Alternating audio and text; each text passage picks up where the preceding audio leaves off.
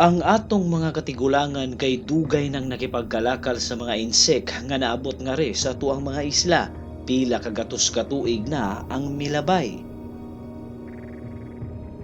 Pero ang wa nato mahibaw nga sa kaniadtong panahon ang atong mga katigulangan maglayag pod padung sa China, pero dili para mga lakal kundi para moatake ug maghatag og kagubot sa ilahang baybayon. Kini ang istorya sa pag-atake sa mga nitibong Bisaya, ang mga pintados sa higanting imperyo sa mga insek sa panahon sa Song Dynasty. Pero sa di pa ang tanan, ayaw kalimot sa pag-subscribe o i-click ang bell icon para sa mga musunod nga istorya diri sa Abiseth TV.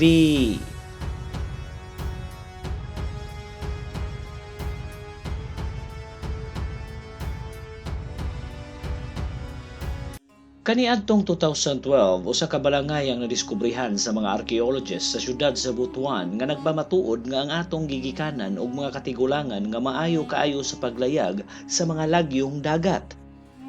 Ang mga balangay nga nakit-an kay ligoon kaayo ug nakadesenyo para sa mga layong paglayag sa mga dagkong kadagatan sa Asya nga perting kusuga sa dagat. Og gisuwat sa Song Shi sa history sa Song Dynasty sa China nga ang imperial court nila kay nidawat sa mga envoy nga gikan sa Putuan or Butuan kung tawagon sa panahon karon. Usa ka gingharian nga gihalugway sa mga insek nga usa ka Hindu nga gingharian nga gipamunuan ni Raha, si Raha Kiling niadtong 1001 AD.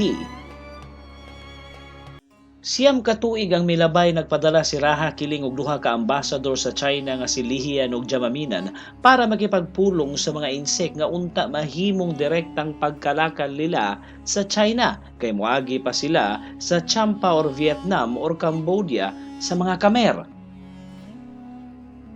Gibalibaran kini sa mga insek pero gidawat ra pud nila ang hangyo sa mga taga-Butuan usa ka tuig ang milabay niadtong 1011 AD.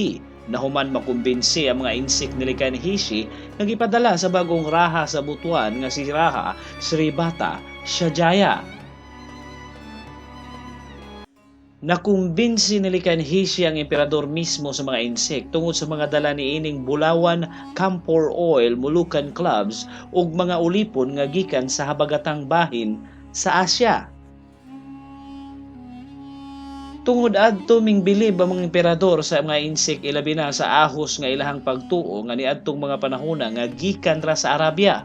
Maong giisa ang posisyon sa Butuan sa korte sa Song nga kalevel sa Champa or Vietnam or Cambodia atong mga panahona. Pero ang relasyon sa mga nitibong Pilipino ug mga insek kay dili permanenteng maayo. Pila ka dekada ang milabay human mapagsabutan ng direktang kalakalan sa Butuan ug China. Usa ka grupo sa mga nitibong Pilipino ang miabot sa China pero dili para makignegosyo or kalakal kundi para moatake sa mga baybayon nila. Matod pa sa gisuwat sa mga insek nga pila kagatos ka mga nitibo ang niatake sa mga baybayon sa probinsya sa Fujian niadtong 1172 AD nga gikan kuno sa tribong Pishiya. Giatake niining mga tawhana ang mga coastal villages sa Fujian ug ang ilang pag-atake kay nidagan og pila ka tuig pero dili sunod-sunod. Matod pa sa mga historiador sa mga insek nga ilahang gihalugway ang mga niatake sa ilang probinsya kay mga itom kuno kinigpanit nga di masabtan ang ilahang gipanulti ug way gisulob nga mga sanina pero naputos ang lawas sa patik. Hasta ang naong dunay patik ug ang ilang tumong ra kay iron or puthaw.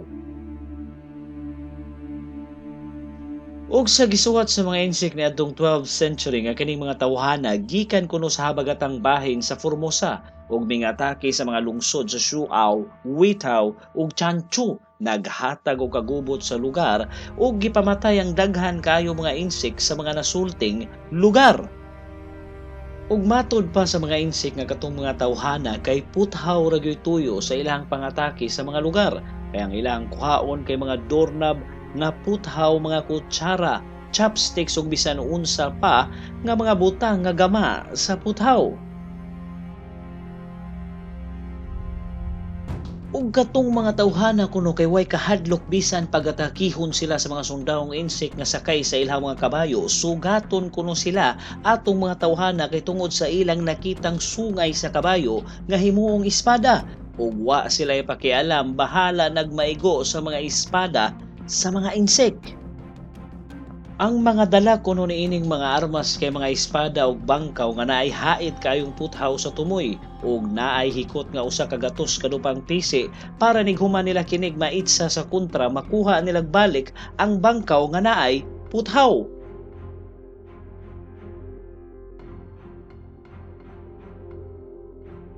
Og naglayag kuno tong mga tawhana sa daghan kaayong mga sakayan nga puwerteng kusuga og paspasa sa dagat, nikahuman mga naog sila sa ilahang mga sakayan sakay sa mga kawayan padung sa daplin sa baybay, maong lisod kaayo dakpon. Daghang debate ang nahitabo sa mga niaging dekada bahin ani mga tribuha kung diin bagayod gikan ang mga pishiya. Pero tanang ebidensya nga gihalugway sa mga insik kay ming tudlo sa mga pintados sa Visayas. Usa ka French sinologist nga ang pangalan kay si Terence de la Coupere ang pinakaunang nilink sa mga tribo sa mga Bisaya nga mabasa sa iyang 8 ka volume nga gisuwat nga libro niadtong 1887 nga naay title nga The Languages of China Before the Chinese.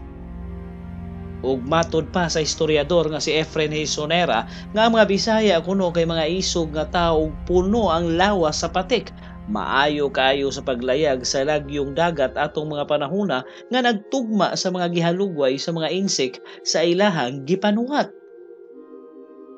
Ug ang rason lang kung anong moatake ang mga Bisaya sa mga insek atong panahona kay tungod ra gyud sa puthaw, kay adunahan kaayo ang imperyong China sa puthaw. Ang mga Bisaya ilado sa tibok Pilipinas nga mga isog kaayo nga mga raiders sa dagat ug yuta, unya putos ang lawas sa patik. Ang ilahang mga patik kay nagsimbolo sa ilahang estado sa katilingban ug nagpakita sa ilahang kalampusan sa usa ka testimonyang publiko nga nakatatak sa panit ug nagpakita sa ilahang kaisog ug kalig-on. Mas daghang patik, mas taas ug mas girespeto. Ang tawag sa mga Bisayang Raiders kay mga ngayaw, usa ka grupo sa pinaka mga isog nga mga Bisaya nga moatake sa lain-laing mga baybayon sa lain-laing mga isla. Pero aduna gihapon sila'y kahadlok sa ilang Ginoo kay matod pa una kini moatake magampo pa sa ilang mga Ginoo para sa ilahang proteksyon.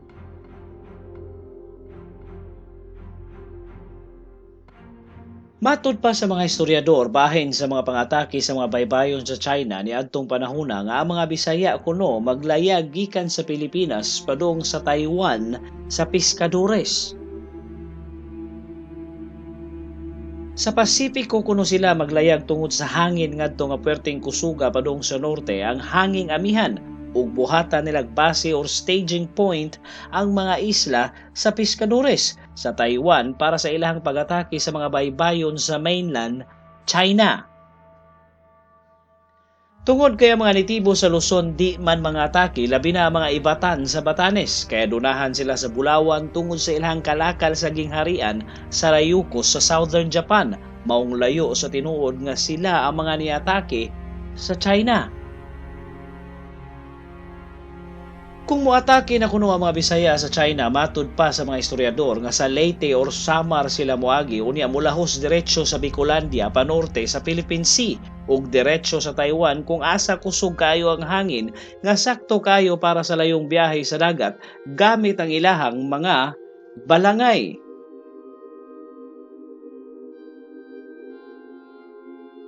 Ang kusog nga hangin sa Pasipiko mo'y mudala sa ilahang mga balangay padung sa norte sa Formosa, unya puwerteng kusuga na sa mga buwan sa Pebrero nga matud pa sa mga insek nga ang pag-atake sa mga Bisaya kay naa sa mga buwan sa Disyembre hangtod sa Abril nga tugma kaayo atong panahona. Matod pa sa Universidad sa Pilipinas sa ilahang nahibaw-an niadtong 2003 nga naa daw sulog sa dagat nga resulta sa paglihok sa yuta, ilawom sa dagat nga moagos pahabagat ug naay gidak-on nga 39 kilometers. Kadto nga sulog padung sa habagat gikan sa Taiwan moderetso paubos sa Pilipinas hangtod sa Catanduanes. Unya katong suluga mao'y agianan sa mga Bisaya pabalik sa Visayas nga way lisod gikan sa ilang pangatake ngadto sa China. Tungod aning mga ebidensyaha mas mapalig-on pa nga ang pisya nga gipasabot sa mga insek sa ilang istorya nga way kahadlok nga moatake sa ilahang baybayon ug sa ilahang higanteng imperyo kay wa nay lain pa kundi ang mga Bisaya. Maong niadtong 1174 AD gibutang ang duha ka gatos ka pamilya sa isla sa Taiwan sa gobernador sa Fujian nga si Wang Tayu para suportahan ang Coast Guard detachment sa mga insek nga nagbantay sa isla. Tungod ato nakadakop og hapit 4 ka gatos ka mga Bisaya ang mga insek sa Taiwan. Pero nibalik ang mga Bisaya o giatake nila ang Lue Bay sa southern part sa mainland China o gibihag sa mga Bisaya ang duha ka Chinese government official sa lugar. Unya gipildi ang mga sundawong insek sa lugar.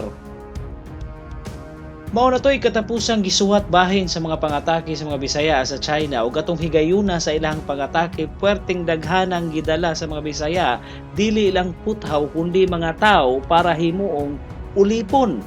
Ug niadtong 17th century usa ka kanta ang pirming kantahon sa mga Bisaya mahitungod sa usa ka dato nga si Dato Sumanga nga matud pa sa kanta mingatake sa higanteng imperyo sa mga insek ug pagbalik daghang dalang puthaw ug mga ulipon para iregalo sa kamot ni Prinsesa Bugbong sa himayamon sa Bohol.